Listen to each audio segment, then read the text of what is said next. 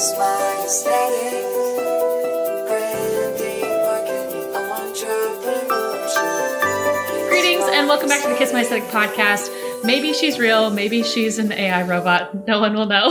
But Lauren is on the podcast today. Welcome, Lauren. Hi, I don't think I'm a robot, but some days I'm not sure. I feel like I'm getting pretty close to these bots, and I don't know.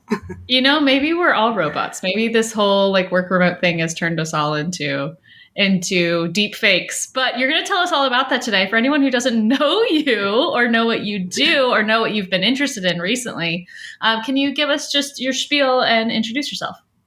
Yeah, so I'm Lauren deVane. I am the founder of the Bemused Studio, and we help. Can I swear on this podcast? Of course you can swear on this podcast. Of course you can. We help bad bitches get, well, I didn't say it right. We help bad bitches. What do we do? Oh my gosh, I just got thrown off. Sorry. No worries. We'll start from the beginning. Tell us what you are, see, now I'm fumbling. Tell us who you are, what you do, and who you help. I'm Lauren deVane. I am the founder of the Bemused Studio, and we help bad bitches build bold brands through dope design, smart strategy, and most recently, generative AI. Oh my gosh, you crushed it. Absolutely crushed it. I've been following you for forever. I don't even know when. I think you have such a distinct style and such a wonderful graphic design sense. You do so much education on your Instagram page. So if people aren't following you there, definitely that's the first thing you should do when you're listening to this episode.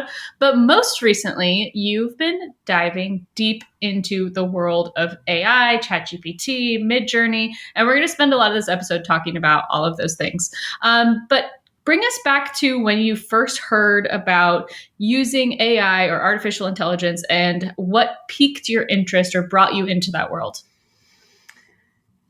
You know, I've always been a pretty early adopter of just tech in general. I think I was, on Open Diary before there was MySpace, and I was on LimeWire before everyone was still on Napster. So I've always been interested in kind of new tech. And I think it was probably late last fall that Dolly, which is OpenAI's text-to-image generator, I got access through their beta, and I played around with it for a day or two, and it was pretty early on, and so what I was getting was not great, and I don't even know what I was trying to have it create. Whatever I typed in, I was that's not what I wanted. And then I just kind of ran away. I was just this isn't it for me. Sorry. And I just kind of gave up on it. And then around January of this year was when I kind of dove into Midjourney and saw just a couple of YouTubes or something. And I was just this is so cool. I want to get into it. I want to try and figure it out. And then as soon as I got in, my ADHD of flipping into one specific thing just took over. And I was this is it. This is what I want to be involved in right now. And I can generally tell when something's going to take off. And I think we all know that AI is taking off. So it was I shouldn't say lucky, but it was definitely, I could have not opened that YouTube that day and just never gone down this track. So yeah, I would say it is a rabbit hole. 6 months. Yeah. Oh yeah. Oh yeah. It sounds like it's a total Alice in Wonderland classic, fall down the rabbit hole. We're just twisting and turning, dreamscape craziness. For the people that have no idea what we're even talking about, let's really kind of define what is artificial intelligence? What are these tools? What are their applications? Just so we can lay the base level glossary of terms before we get into nitty gritty. What are the things that you find yourself explaining to people kind of off the top of the dome? So I think artificial intelligence in general, I think people kind of think of as this new thing, but it's not really new. It's been around for a while. I think we can look at really in the early 2000s, we're seeing that but businesses like Netflix and Spotify are using it to help curate playlists for us, right? And we've got Facebook using it for image recognition, and we've got all these different brands that are starting to use it more. And then we're seeing, Google having their deep mind beat people in chess, computers are beating people in chess. And so it's it's been coming for a minute. And I think we've kind of had it behind the scenes, Siri and Alexa are very much artificial intelligence. And we see it even just when we're predictive text. And so I think predictive text in our keyboards is a good example of kind of what like a large language model is, and similar to kind of what ChatGPT is, and that it's really being trained, this model, GPT in this case, is being trained on tons and tons and tons of information and like words, right? Letters, words, phrases, things like that. And it's learned everything there could be to learn like on the internet basically until a certain point, which was like September of 2021 or something. And so it's learned all of this information, and then someone can ask it a question and it takes that input, is what it's called. This is on ChatGPT. It takes your input and it takes all of the information that it knows, and then it's able to come back to you and predict the words that it thinks you're looking for based on what your input was. So, a lot of people have started off and played around with it, and they don't totally understand everything that it can do. And so, like I did, they kind of just say like, okay, I'm out of here. And there's so much to just like, once you kind of crack the code, then you're like, oh.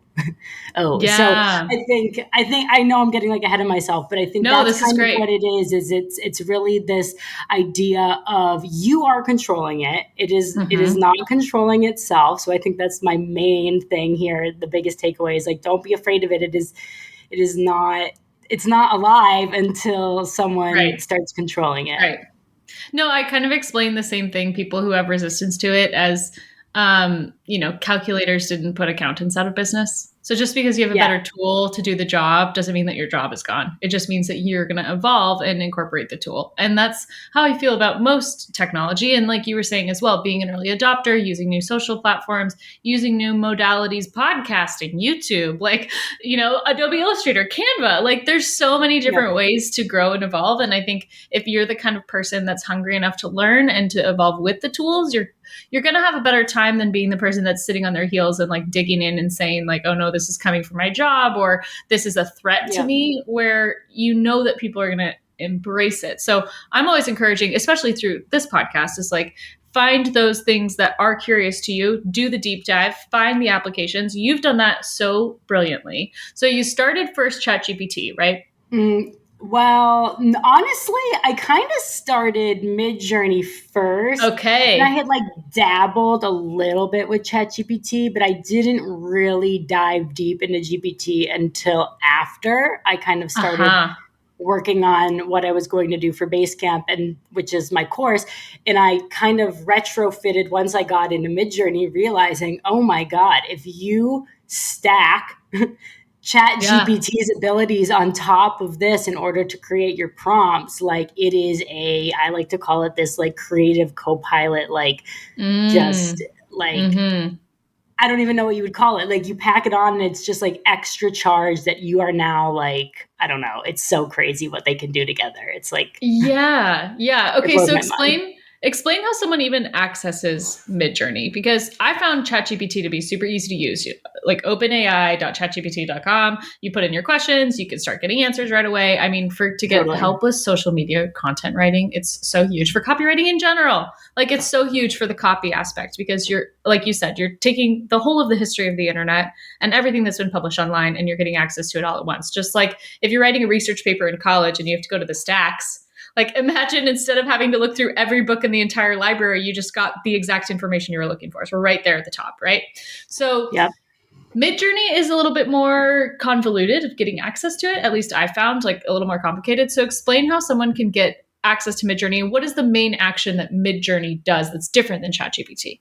Totally. So ChatGPT is a large language model, and so is Midjourney. However, ChatGPT is text to text, right? And so Midjourney is text to image. And so what that means is you're inputting what you want to see in an image, and then you're getting back 4 different images that are essentially what you just asked for. And so what you're doing in Midjourney is you are coming up with the descriptions of the images. And with Midjourney, like you said, the only way to access it right now is through Discord. And so Discord is a chat platform. It's like just kind of like chat rooms. So if you are a child of the 90s or the 80s and you grew up on, AIM and AOL, you might be familiar with chat rooms, but it's basically that.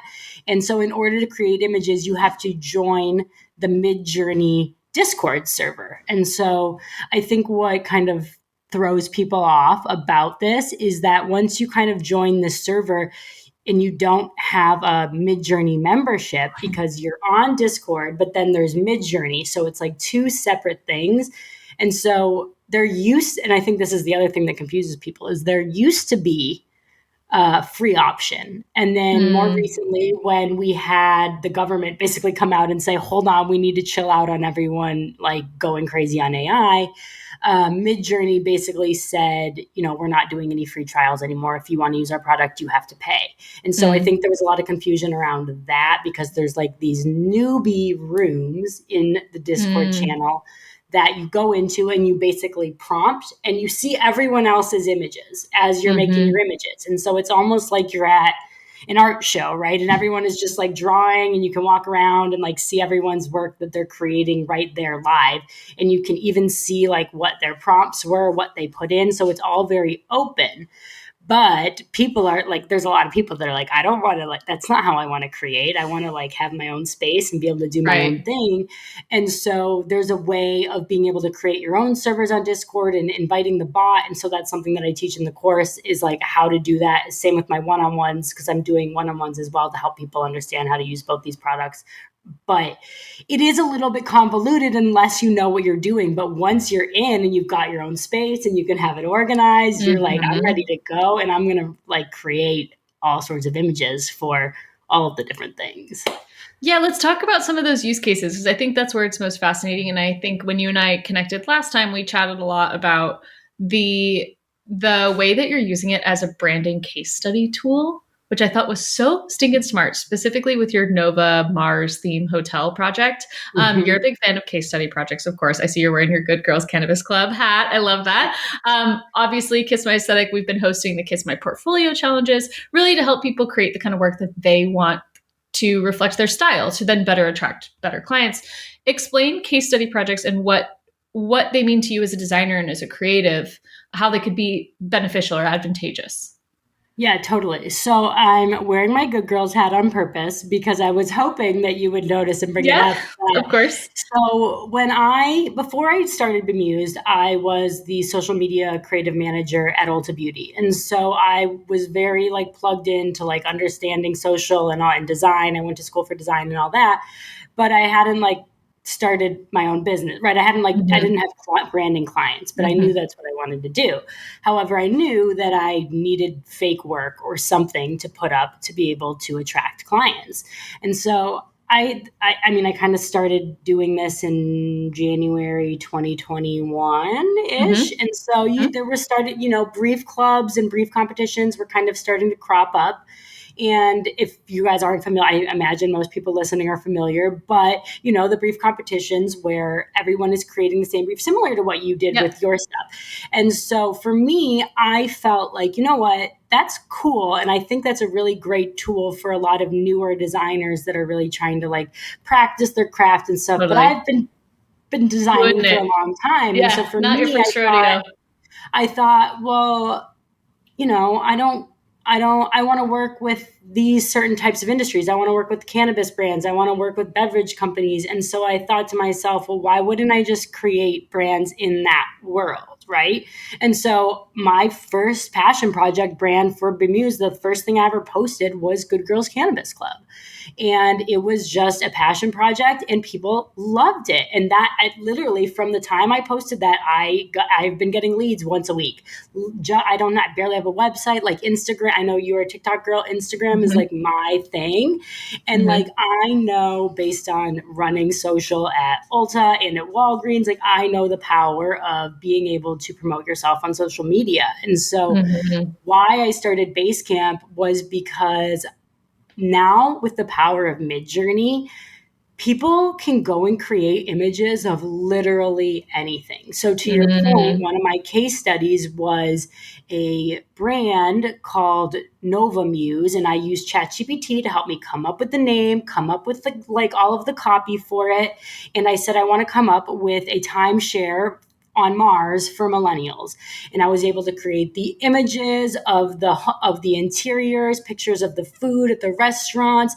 I mocked up logos, and I was able to really create this really impressive, cool brand that is going to stand out because no one else has pictures of timeshares on Mars, right? Or he also did the one with Obama, and I called it Barry Beats, and I made images of him DJing. And so it's like, I just think about how are you going to stand out on Instagram right now? It's not doing the brief competitions, because while those are cool and like if you win, yes, you get featured, but to everyone else and clients that are looking for designers, they go and see 800 other designs that look just like yours. They're the same brand, and they don't show your creative thinking. And so the reason I created Basecamp is I want to show designers how they can think outside the box and how they can use these two tools to really elevate their creative thinking, because that is truly what it is. It is a tool that is going to help your creative. You can either, there's two ways to use it. You can have an idea that you are trying to get to and use it to get there and have it like flow you through. And you're like, okay, I want to do a brand that is this, get me there. Or you think, I have an idea for a brand. Help me, let me just go on this journey through ChatGPT and Midjourney and see where I end up, right? Like half the time I'll create an image and I'll be like, oh my God, I'm going to make a brand about this now because this image is crazy. You know what I mean? And it's just, it can start things, and it's just such an incredible, like both of them are just such incredible tools. And I think when you shift your mind around how you can use it in a different way than maybe just having it write stories for your kids, like I feel like that's so many people, everyone I talk to is just like, oh, I had to write a bedtime story for my kid. And it's like, that's cool. But like, have you ever tried to do anything else? Literally everything else in your life that you could do, these things can help with. Like, yeah, I think my light bulb moment with ChatGPT at least was getting ready for my team retreat. I knew I had a photographer, videographer booked, and I knew I wanted people to do interviews, and I knew I needed to do a good bulk of the talking. So I basically fed ChatGPT our reviews from our favorite clients ever. And then I said, help me come up with a script for a 10-minute brand video. Ask me one question at a time. Ask me no less than 30 questions. So then it's asking me, who do you want to target? How do you want your tone to be? What do you want to communicate? What values? How would you like to, what's the cadence? Do you want long sentences, short sentences? And by the end of it, it spit out a script for me that, although I didn't say it verbatim by the time I was in the actual interview portion, I had a really clear structure of like, okay, these are the things that I need to hit because these are the things that clients consistently say they admire about working with us. And it's not things that I would have thought of.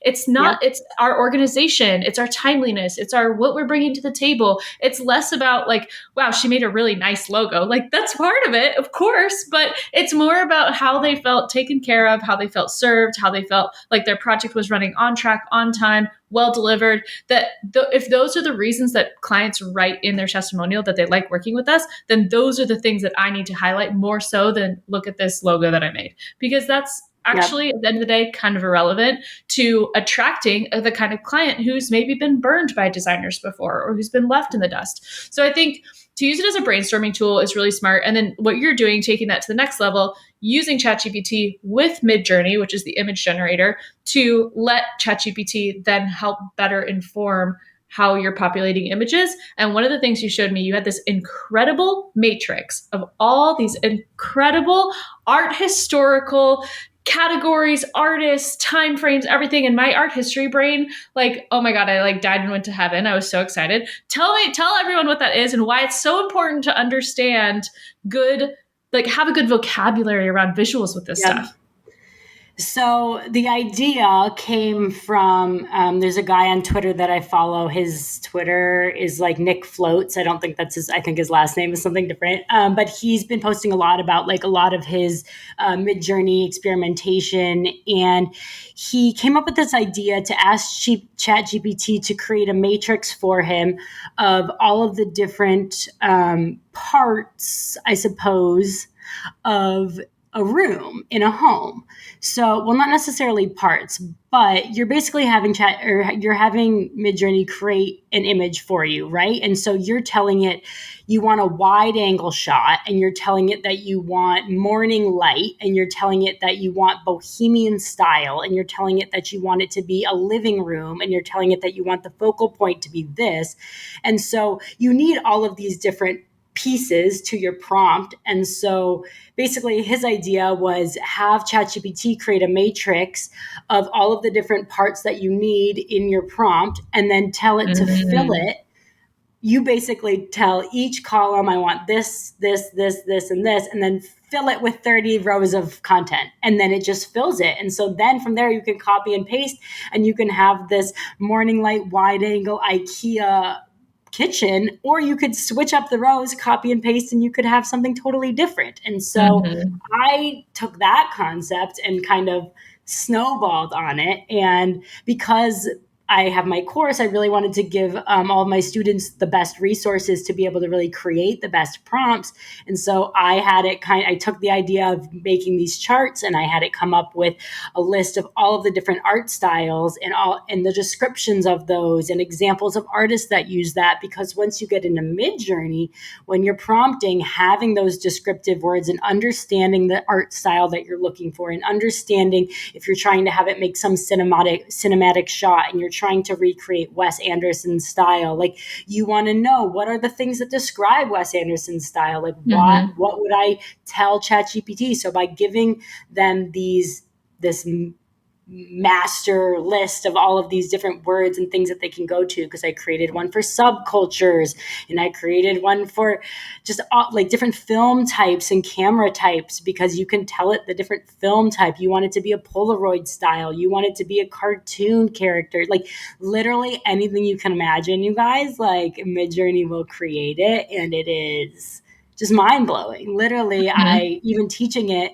every time I'm making a new image, I'm blown away, like, because I'm just in shock at how detailed some of the stuff that comes out, or how creative it is. Like, and now with 5.1, which is, there's versions of these models. With 5.1, you can give it a really simple prompt, and you're going to get something really, really cool, really good looking, without much work.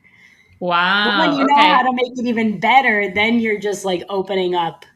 Yeah, and that's where that design terminology comes into play, right? Because a client is not going to know that. And for anyone that thinks, oh, it's going to take our job, the client is not going to know how to describe what visuals they're looking for that's going to solve their problem. That's why you were hired as the designer. That's literally your job, is creative problem solving and visual communication. So to limit yourself by saying, oh, I'm not going to do that, or I'm not going to lean into this tool. Like, how long have we all spent scrolling hours and hours and hours and hours for stock photos?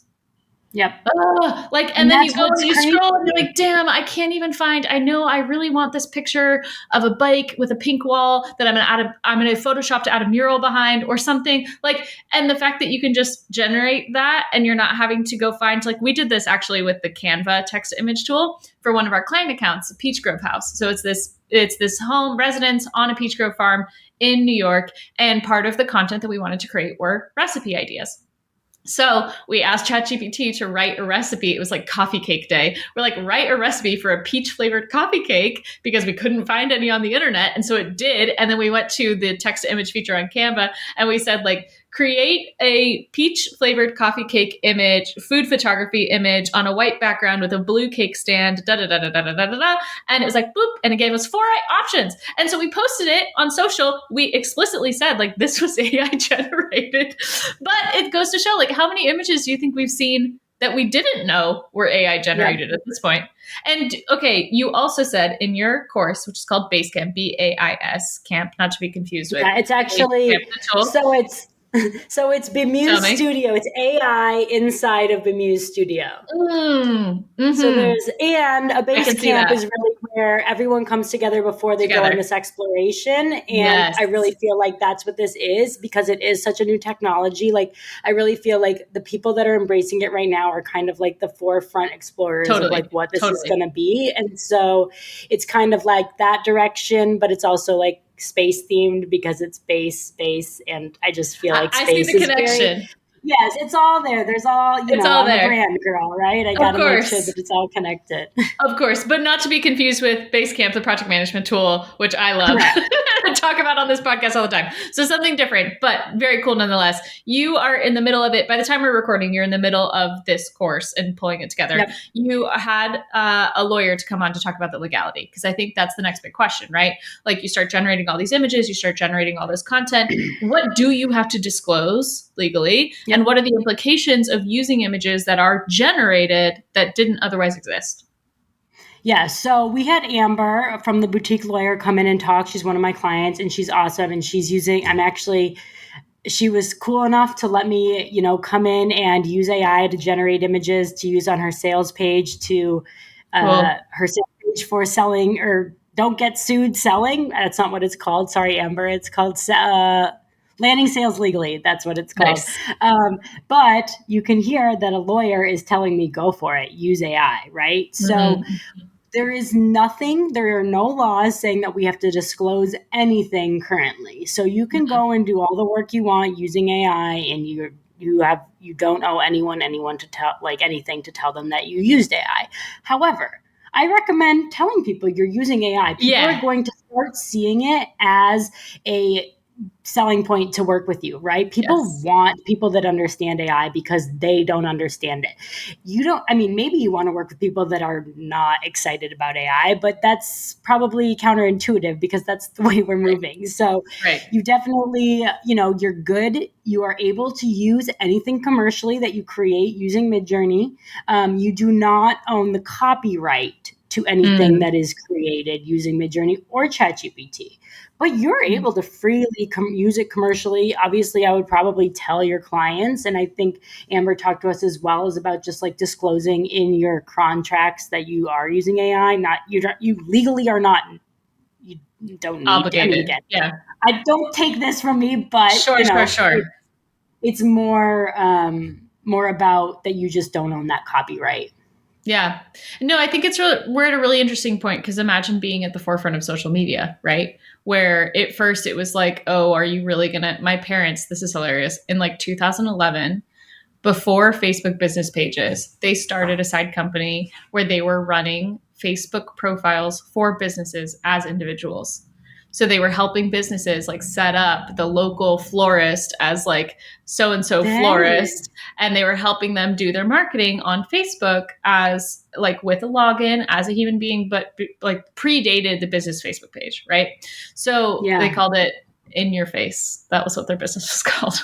So corny. Good for them. So I still have one of their books that's like, it's so funny. It's like a relic now. It's like Facebook Marketing for Dummies. And it's like the very first for dummies book about Facebook marketing. It's quite funny. But all that to say, like, imagine being at the forefront of social media where the people who are not into it for business are like, oh, I would never put my business on the internet like that. Da, da, da, da, da. I don't imagine how many boomers said they didn't want a website. Like, how behind the times are you now? So if you can lean into these new tools, you can be at the forefront of it. I think there are some concerns with like data accessibility, all these things. But I listened to a fascinating episode with Armchair Expert podcast where they're talking about the future of medicine. And they said like something outrageous, like 35% of deaths in this country are from medical malpractice. And that if we used AI to better diagnose people because we had access to the whole of the internet, that people would be taking better course of action and preventative care so that they're not dying. Like, that is wild. Like, yes, please do that. Please. Because how can we possibly expect one human being to know the whole of medical human history? Right. For every single person, for every single system, and every single drug interaction. There's no way. So, like, let's lean into the tools that give us information. I'm all for it. Now, I will say, and I totally agree with you, but I will say, and I just want to like preface, because I think people need to know this, that there are times that these bots are not going to get it right. Okay. So it is your responsibility as the user to make sure that what you are taking from that and using is correct, legal, all of these things, right? Because it can come back and hallucinate. That lawyer just basically used it and it just made up court cases, and they were not real court cases, and he was presenting it and everyone was like, what are these court cases? They're not real, because he didn't fact check. And Uh-huh. these robots will make things up, and they're very convincing liars. So you have to be careful about that. However, it is funny because for me, I'm a big proponent of like, it's not just one question that you ask ChatGPT. It's very much a conversation that you're having. So if it doesn't get it right, you literally just correct it as if it's a human. And so just like when it gets something wrong and you're like, that's not right, I will It's say silly. like, what, like, why did you say that? And sometimes it'll be like, oh, my bad, like, sorry, you're right, I was wrong. And other times it'll like tell you its thinking around like why it thought that, and you're like, that's not right. So it is, I Interesting. just want to like make people aware that like just because there are, GPT is definitely safer, and I think it's like 70% safer than five or than three was in terms of giving back information that is not going to be like not Dangerous, good, profane, yeah, dangerous. inappropriate. Yeah. But then it's also they've said that it's also more correct. Regulated. Like Yeah. it's gonna have answers that are gonna be more likely to be correct. However, it's not gonna always be 100. So you really do need to just make sure that what's coming out of there is not just Yeah. gibberish. You're using it Well, word for word. You do want to uh-huh. make sure that you're putting your own touch on it, and that's something that I teach in Basecamp. Is really like, I know you were talking about how you get Mhm. it, you were teaching it, and it's all about training it. So you can train it on your brand voice, so that Mhm. there's a lot of people that say, "Oh, it gives me shit out of it." Like I ask it for captions and they're garbage, and it's like, well, that's because you're asking for a very generic thing. If you tell it Yeah. everything about your business, the way you speak, the way you type, the emojis that you use, and who the audience is, it's going to give you back some really good shit that you're only going to really need to tweak a little bit. Like Of it's almost course. as if you have an entire team and you are now the creative director or the copy director, and you are just making sure that everyone's work looks good and it has the Bemused Studio style to it. But I've got a team of copywriters now, and they are called Mhm. GPT. And I am okay Mhm. with that. And I'm happy to talk to people about it because we can't do everything. We cannot No. know everything. And there's only so many hours in a day. And as we become entrepreneurs that are having to get involved in more pieces of the pie and doing more things, like our time is our most valuable asset. And as someone with ADHD who can barely control her time, I am very much, and I'm a team of one because of my ADHD, that like I can't even get myself organized enough. I know you're probably going to ask me what's the things you could do better. Organization and delegation is the answer. That's all of us, though. So it is a team of me because it's really difficult. And my mom is a real estate agent, and she's one of the top performing real estate agents in our town and has been for 20 years. And she's the same way. She doesn't have a team because she is just, we have the same brain. And to be able to get our own stuff organized to tell someone else what to do, it's like I can't. So if I can just talk to a robot and have them do Right. it and Right. automate everything, like, Right. cool with that. Well, and anyone on the creative food chain should be leveraging this. I really believe that. Like, and I've talked to a few copywriters who were kind of shitting their pants over, like, oh my God, there goes my job. Like, I don't need to write No, blogs no, anymore. I don't no, need to. And I'm leverage like, no, it. no, no, no, no. Leverage it because now You you will can be sell to your, better. literally, and now you can sell to your client in the time that it used to take me to write one blog post for you. I'm going to write 5 blog posts with the help of Yep. ChatGPT. I'm also going to generate Actually, 30 social media captions, 10 LinkedIn posts, 15 tweets. I'm going to write all your scripts for your reels and your TikToks that coordinate to those blog posts. And I'm going to make sure that you have an SEO strategy to boot. And I'm going to get all that done in the yep, amount of time that it would have taken me to write one singular blog post. So if yep, you're not using that as a selling point for someone, yep, you are going to get left in the dust. You're right. You're absolutely yep. right. It's going to be like we saw in the Adopt it pandemic. and let people know you're using it. And I know you just said that a copyright, there are copywriters that are nervous about it. Obviously, designers are nervous kind of too, but it's like when everyone's getting so hyped up about it, it's like, listen, we've had to deal with Canva people for the last 10 years. Like I've had to, as a person that taught myself Adobe when I was 8, Mhm. has had to relearn how to design in Canva because that's where my clients are. Like Yep. that's Yep. backwards to me, that I now have to change the thing that I use in order to serve my clients, which is half the reason why I'm like, I don't want to do that anymore. Mhm. But I also, to that point of Canva, like you said, their magic eraser and their AI tools are Fabulous. really great too. And so it's like, if you're not familiar with Photoshop, like go in there and do some Oh, stuff in and Canva. It's I'm not not a hard and it's Photoshop. good. Photoshop and I do not get along. I did not learn Photoshop. But I think, like you said, like Canva is if nothing but a tool, right? And Adobe is if Yeah. nothing but a tool. So how you Yeah. want to leverage the tool is up to you. And I think if it got to the point where Midjourney could generate really great logos, like I'm down. I'm Oh, down it's because already, it's it's getting very already close. there.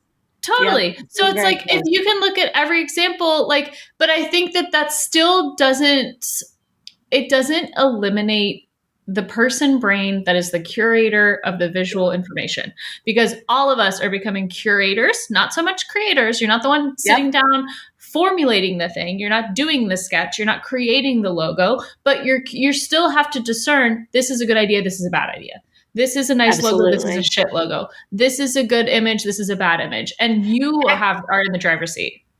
I actually was listening to a podcast this morning. I think it was The Verge, maybe, and they were talking about how this guy was like, so much of AI is actually like human driven. Like there are so many people that Mm-hmm. are literally having to choose, like, and say like that's what that is in that picture. And so there Mm-hmm. is, you still like, that's the thing is you can use Midjourney and you can go and make pictures, but you're getting 4 images every time, and then you're having to iterate on them. So you need to have taste. You need to be able to Mm-hmm. understand what is the Mm-hmm. best option for what you're doing, and you need to have like a creative mind. And so Mm-hmm. like I was saying earlier about it being like this robot, and because Basecamp is like space kind of themed, I've been Mm-hmm. kind of talking about it almost being like this alien, and it's almost like in Men in Black where you kind of like these aliens can just take up host in someone's body, and it's like you can really tell this robot to be whoever you want it to be. And so I know this is a little bit corny, but I just watched the movie Air the other night where, Mm-hmm. I don't know if you watched it, but Mm-hmm. about the story of Nike and them getting Michael Jordan to come and sign with them. And there's a line in it about how a shoe is not a shoe until someone steps into it. And I Mm-hmm. was like, you know what? That's exactly how AI is really, Mm-hmm. because like this bot is not a bot. It's not anything until someone Right. starts to control it, right? And Right. so the person that is controlling it is the one that is making it do the work. So everyone that is Mm-hmm. talking about how AI is coming for our jobs, it's not. You are going to lose your job to someone else that is learning AI and learning how to implement it. So it's up to Mm-hmm. you to decide if you want to just continue and be like, you know what, I don't want to learn that, which is like Mm-hmm. fine if you don't want to, but you're going to just look kind of like an idiot because this is how the world works. Like, what if you had said, "Oh, an Yeah. iPhone? Why would I carry that Exactly. around?" Like, Exactly. so Exactly. I know it seems a little harsh, but at the same time, it's like this is like if you don't want to be nervous about this, like go and learn it now. And it's not hard. It's the same as learning a new technology, and it's real. Like the Totally. people that I think are going to be really, really good at it, to be honest with you, are copywriters because it's all about describing and using language.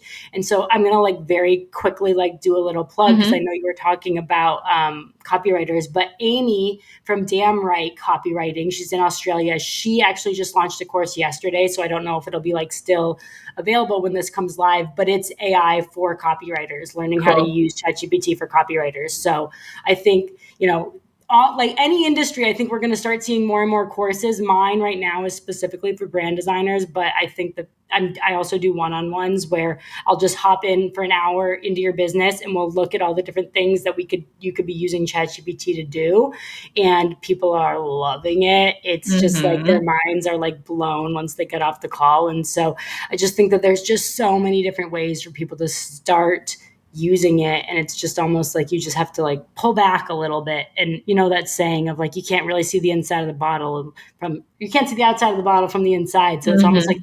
you need to pull back and just look at like, oh my god, look at all these ways that I could be doing Yeah, and different getting your time this back. differently. And what I have to remind people is like just because the technology is growing doesn't mean other areas of life aren't also growing. If someone said you can do your job that would take you 8 hours in 2, would you not take that Mhm. opportunity? Yeah. Like what would you do with the other 6 hours? Like this is the thing is like the two things Yep. can grow on parallel tracks, right? So at the time that AI is growing and Midjourney is growing and all these things are growing, can also too more space for having in-person events, for doing real Yep. interactions, for having tactile experiences, for traveling, for seeing different cultures, for understanding your client better, because you're not having to scroll away on the laptop for hours and hours and hours and hours and hours, but you're using that as a tool, right? And I think about like if our kids' generation someday, I don't want them going to the library and looking at every book to write a research paper. I want you to be Right. someone that has really discerning, well thought out questions. Curiosity is your greatest asset. Asking the right kind of questions and asking the right kind of follow up questions is going to tell me more about the way that your brain works than reciting qualitative like research, right? Like quantitative research, I guess. So it's about what are the questions that are going to drive the curiosities that are the mishmash, that are the beauty of the human brain, that we can take two disparate things and put them together with the help of a tool. Like that's what we're here for. Like not like, I think you're right. People are getting just in the weeds about it. Totally in the weeds.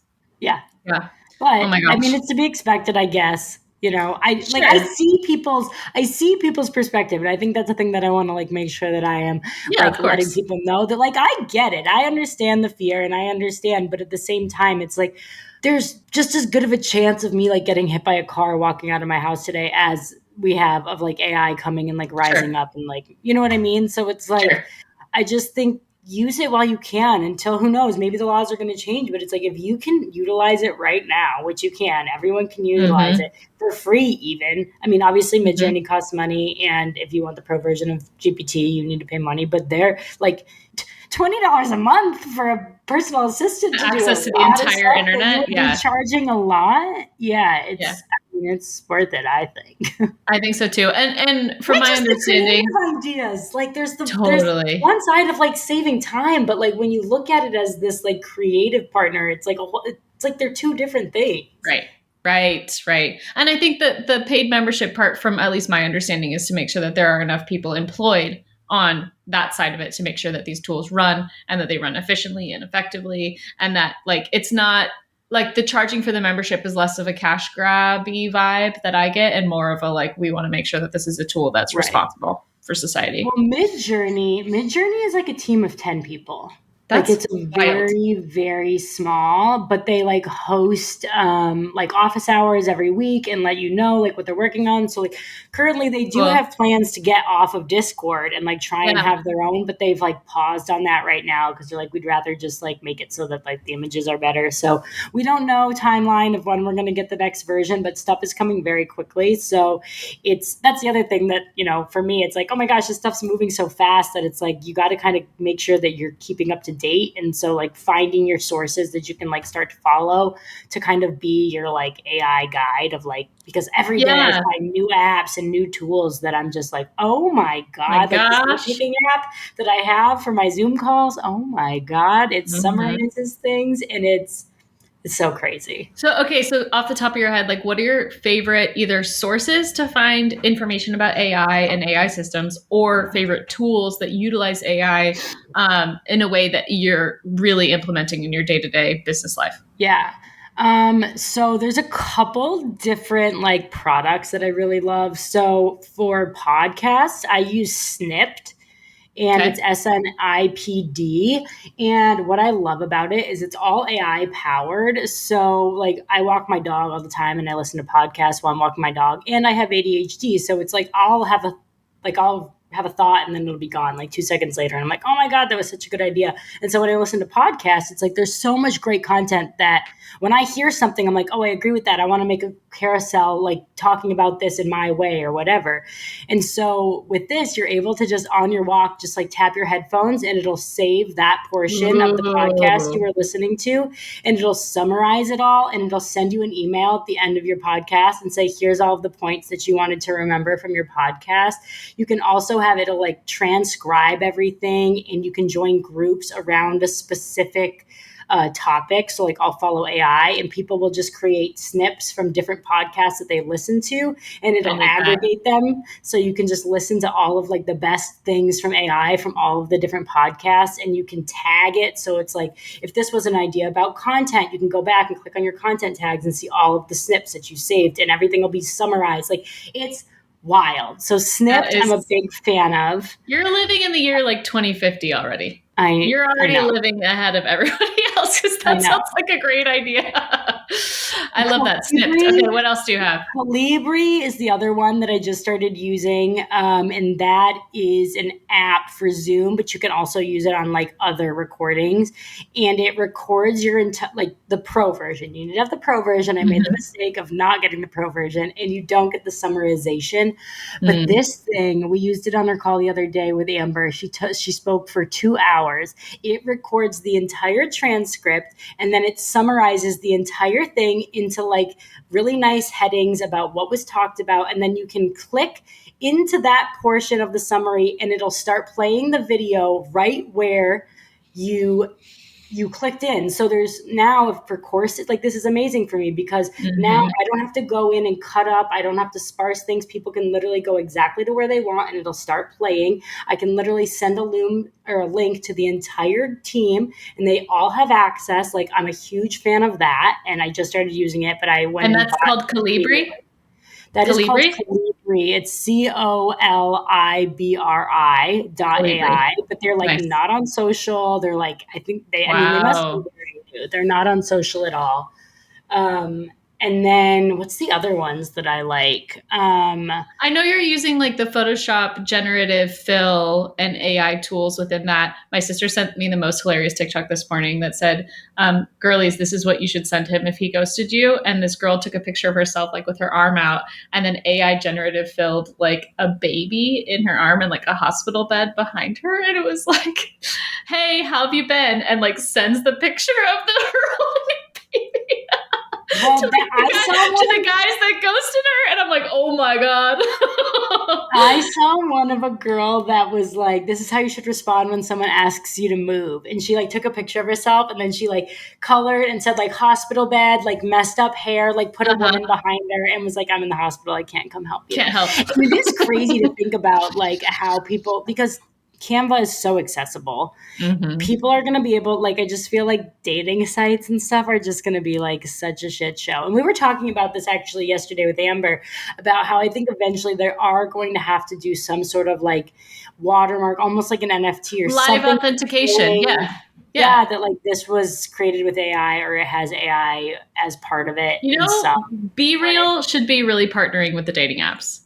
Because your Be Real should be synced, or there should be something in Hinge, in Bumble, in whatever that shows that like that you are actually a person, like authenticates it in that way, timestamped. There wasn't there I'm not on the apps anymore. It's been years, but I feel like there was one where it like got where you had to like authenticate or something where it like was like you have to be verified. Yeah. There's some of them where your profile could be verified.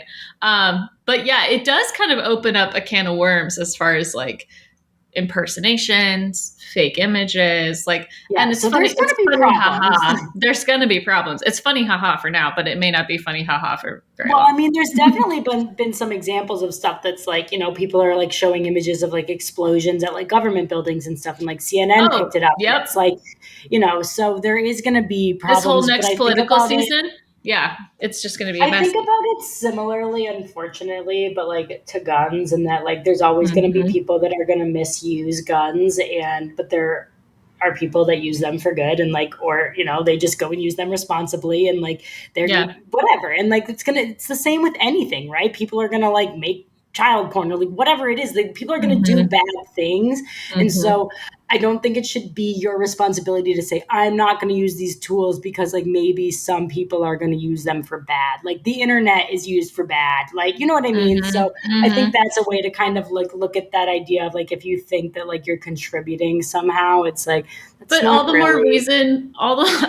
more reason to better educate yourself on what the tools are and what their capabilities are, so that you can sniff out when something's fake, so that you can look at things with a critical eye, and you can have a more discerning, that we can look at the cover of a magazine and see Margot Robbie's lack of armpit as a red flag. Like, no, you should have, that's where your armpit should be. And too long we've looked at images of supermodels and assumed that that's what they actually look like. So it's not new. Like all of these conundrums are not new. It's just, it's in a new font, I guess you could say, like, and that's what's freaking people out, is that it's just, it feels foreign. So educate yourself. dive in, Yep. learn. Speaking of, where can everyone find you, follow you, learn from you, and maybe even take your course? Because I feel like people are going to be interested by the end of this episode. Yeah, for sure. Come and find me and follow me on Instagram. That's basically where I hang out. Yep, that's where you can find me. Link in bio is where you'll find everything. Slide into the DMs. I love to just hear what you guys are doing and, whatever anyone is working on and things like that. I love to just, I think I've shifted into this educator role over the last 2.5 years of kind of being in the Instagram space. And so I also feel like I'm kind of like the brand mother, the grandmother. I feel like I'm a lot older than everyone in this world. So I like to kind of impart my wisdom on the younger ones. Sure. Because I think, I had a really great mentor.